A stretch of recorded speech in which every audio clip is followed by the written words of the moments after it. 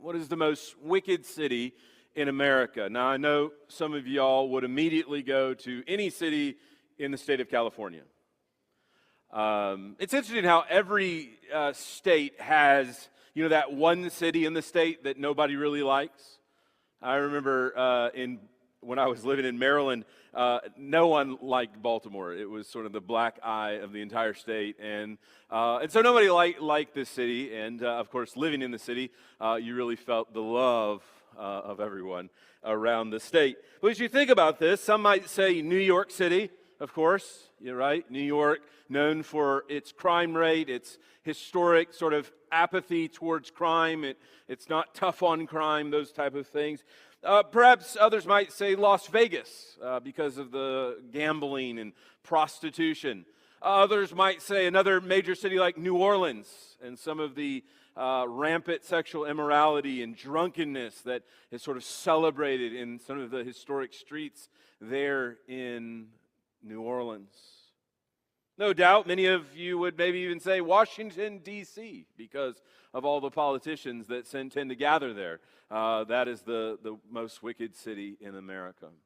Well, as you think about wickedness and you think about wicked cities, you think about sin and sinfulness, oftentimes when we think about these cities that in our minds are just sinful or wicked, we tend to avoid them. We tend to maybe drive around them rather than drive in them.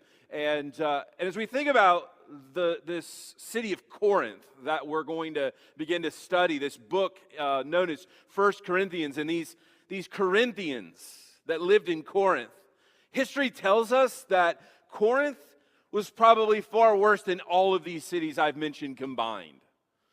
Corinth was a port city in Greece known for a lot of immorality.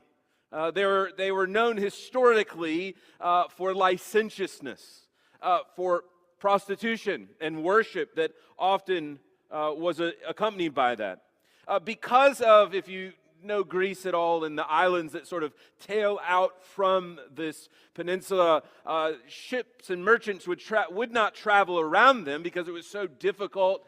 Rather, they would unload their cargo, take it across the country, and then disperse it from there. And so Corinth became this sort of melting pot of all of the Mediterranean world where people from all walks of life would come and do business. It was truly a cosmopolitan city. It was full of wealth and travel and commerce. And of course, with those things comes vice.